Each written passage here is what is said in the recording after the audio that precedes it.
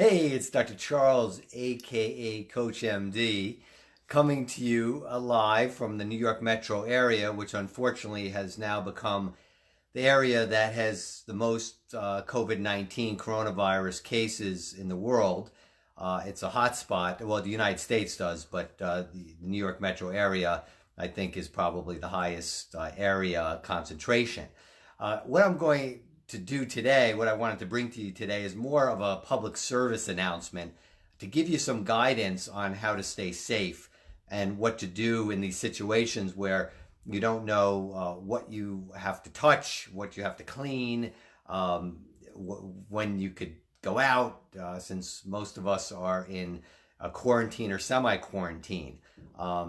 My feeling is that if the Prime Minister of the UK can get it, if Prince Charles can get it, if the wife of the Prime Minister of the Canada can get it, if Tom Hanks, for crying out loud, and his wife can get it, all of us can get it. I'm sure that people now lying in a hospital bed, unfortunately very sick, were also among those who felt they couldn't get it.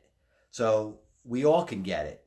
And as this is playing out, my feeling is that the good news is that it will go away. We will get a control over it.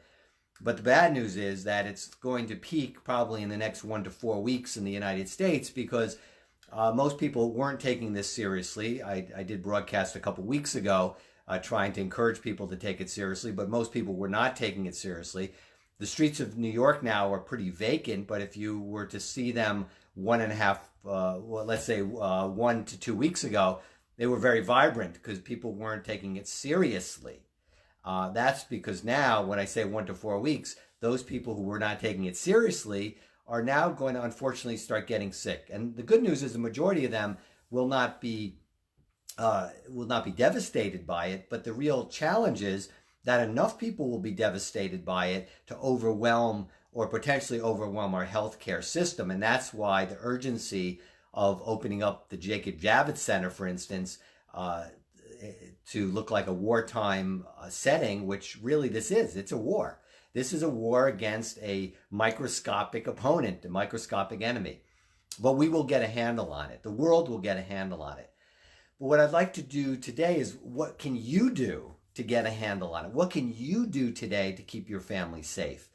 And these are some of the important lessons I've learned from being in clinical practice for over 30 years and trying to keep myself healthy, for instance, during the flu season. And the difference between this and the simple influenza virus is that if I were to get the influenza virus, the potential of me spreading it to another would be one-on-one.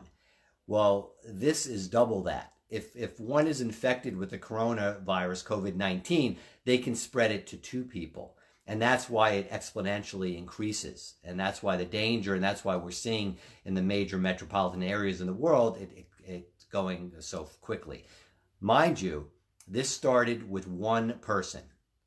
One person came into the United States from Wuhan, China on January 15th. We knew that the person was infected. They were isolated. Everything was done right. They were taken to the CDC, yet it was somebody else got it, passed it to someone else, and then the cycle started. So again, what can you do? Well, the first thing, as I talked about early on, is keeping away from your face. This is a good time to break those bad habits that you have of picking your nose, of biting your nails, rubbing your eyes. Those are portals of entry for the virus. Eye touching, viruses, the cold virus, for instance. And just an aside, you may not know, but the human coronavirus has been around a long time. This is a variation of it. And again, we won't speculate how that was developed, this particular COVID-19, but it's a variation. A human coronavirus has caused simple colds in people in the past, and colds can enter through the eyes. Colds can enter through the nose. Most colds will not enter through the mouth unless you inhale them, and we'll talk about that in a second. But getting back to touching the face. So what do you do, for instance? Can you order out? Can you order food out? What do you do when you get an Amazon delivery, for instance, in a cardboard box? what I recommend and what I tell my family is that it's okay to touch that box. You can use gloves. That's even a bigger barrier. But definitely have sanitizer on hand. But most importantly, after you touch and open and manipulate that box, during the in-between, definitely do not touch your face.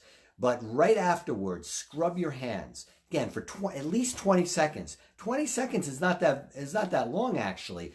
And the virus cannot live it will be broken up by the soap. It has a fat soluble layer that will be dissolved in that soap, and that it will rinse right off. Even simple scrubbing will do it, but mostly soap. And do it for 20 seconds. Scrub your hands. Doctors who have scrubbed for operating rooms and done surgery, I did a surgical internship, know how to do this. And people have made fun of me in the past. They say, oh, you wash your hands like a doctor. Well, I am a doctor, so that's why I do it that way. But I learned you scrub the fingertips, your thumbs, fingertips, the palms of your hands, in between your hands, the backs of your hands. And you could do all of that in 20 seconds. It's really not that hard with soap and water. So anytime if you order out and you get a delivery, make sure you scrub your hands after manipulating those packages and then throw them out. Really throw them out before you wash your hands. And then you can eat.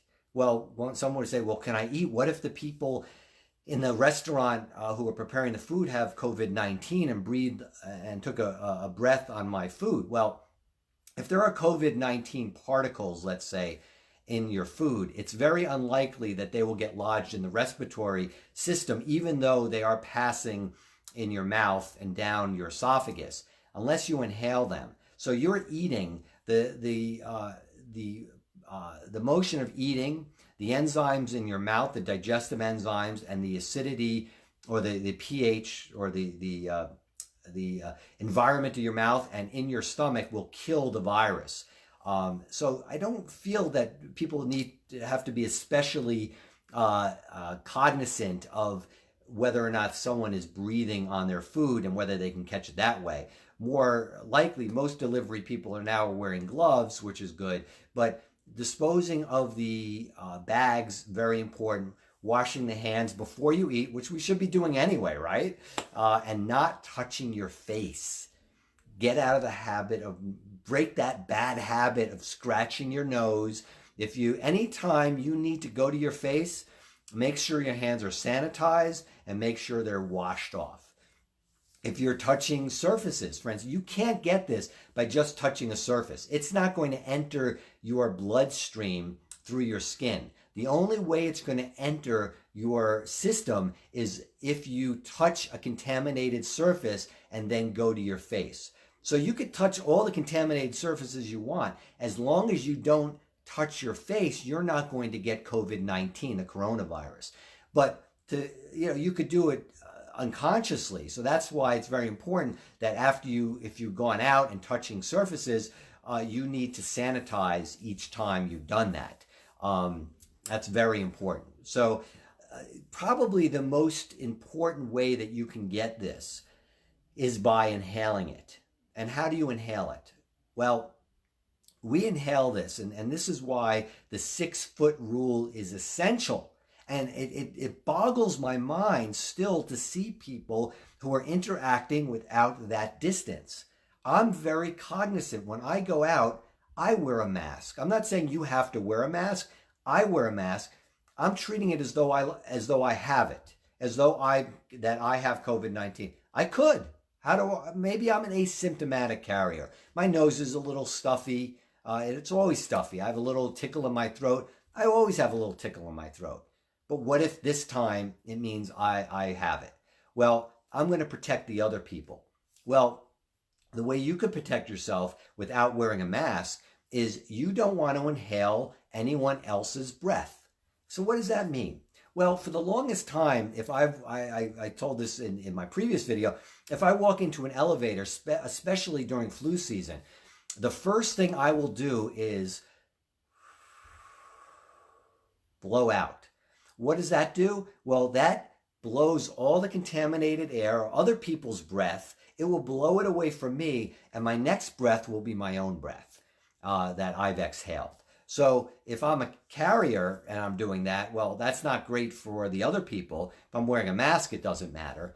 But for you to protect yourself right now, if you're 6 feet away from somebody, that's not going to affect them. They won't get uh, contaminated. But let's say you're 6 feet, someone's 6 feet in front of you, and you're 6 feet in back of them, and they're walking along, and you're walking along, and they're breathing, and they have contaminated breathing. You're walking into their airspace, and theoretically, you could inhale that contaminant.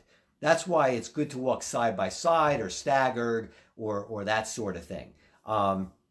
6 feet distance away. Certainly, if you're at a bank, sitting down at a bank at a desk, and somebody is this close to you, that's out of the question. But that's happening because I saw that today when I had to drive my car through a bank parking lot. I observed, and this is in New Jersey, which is another hot spot. Shouldn't be happening, but it is. They're within 2 or 3 feet of one another. So you're breathing air. You're breathing that air. Is that going to happen? Are you going to get it that way? Theoretically, you could, and people are getting it somehow. So theoretically, may not be theoretical. It may be the way it's happening. Is that a large bolus of the virus? Is it a large amount of the virus? No, not necessarily. But what had happened is in people who are congregating in those closed settings, you can only imagine how much air is being exchanged and how much breathing is being exchanged and how much the potential viral pathogen can be exchanged that way. So I feel that these are important ideas to keep in mind, that the virus can and is, and that's how we get sick in the first place with other colds and flus. We inhale other people's infected moisture, especially if they're coughing or sneezing, and that's why the 6 foot rule is in place, because a cough will go 6, even 10 feet. So as long as if someone's coughing, that's obviously a big no-no. They should be coughing, and even if you don't think you're infected, you don't know, cough into your sleeve or sneeze into your sleeve.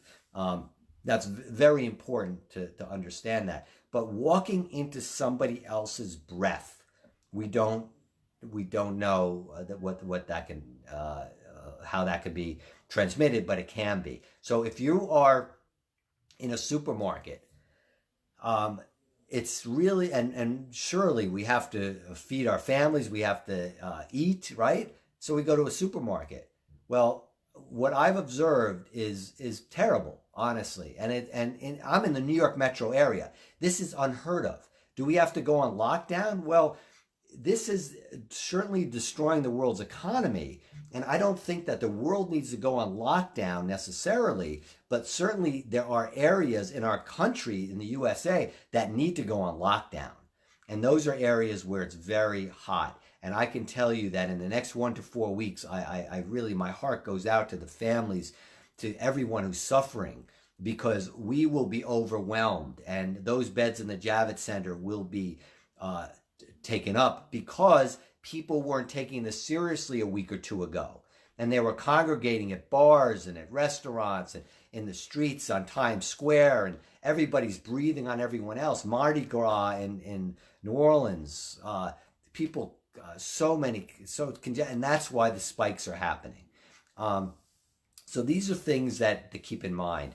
You need to talk to your doctor, keep in touch during telehealth.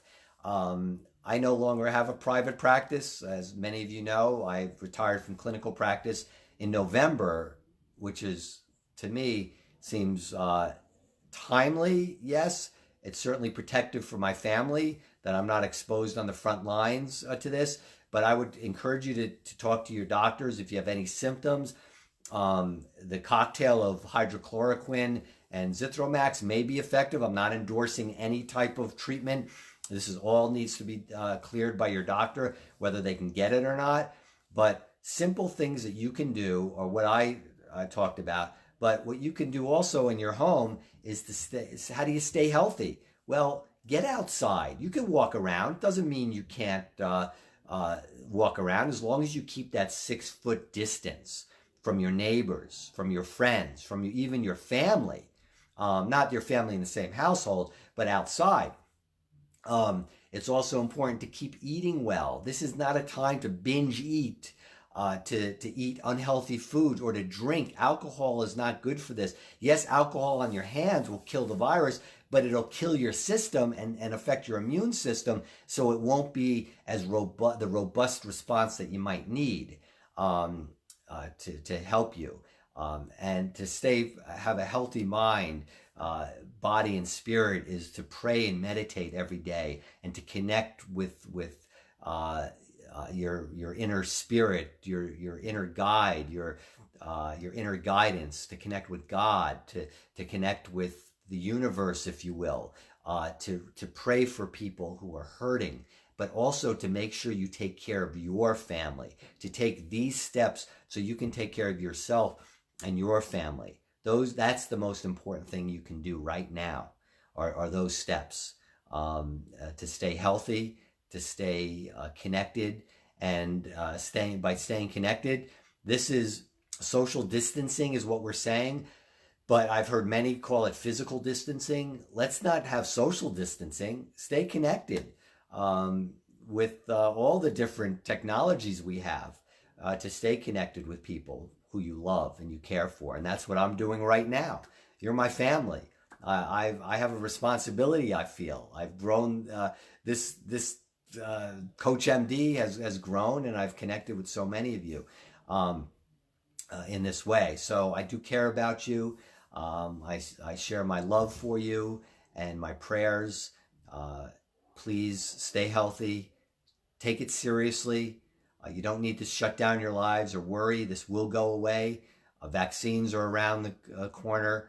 I know a lot of people have asked me, actually. Let me just explain how maybe this hydrochloroquine, this anti-malaria drug, might work in the Zithromax. I'm not endorsing it, but the theory behind it is that this virus gets in. It's an RNA virus. It can only exist by stealing from us and then reproducing and then destroying our cells and spreading more. And what it does, it tricks our immune system to overreact. And that overreaction of the immune system, if we don't have the right health in place to temper that response itself, we sometimes might need medication to temper that response. And that's the theory behind the hydroxychloroquine, which is used in autoimmune diseases to temper the immune response, because the immune response is actually what's killing people.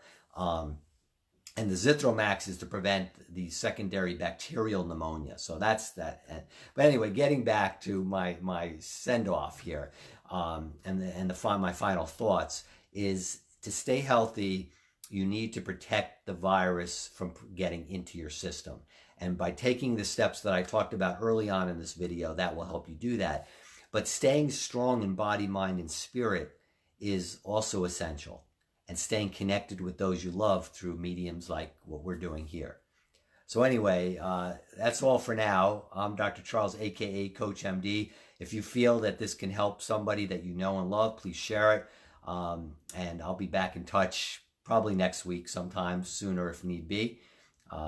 Stay well. I love all of you. God bless you. Bye for now.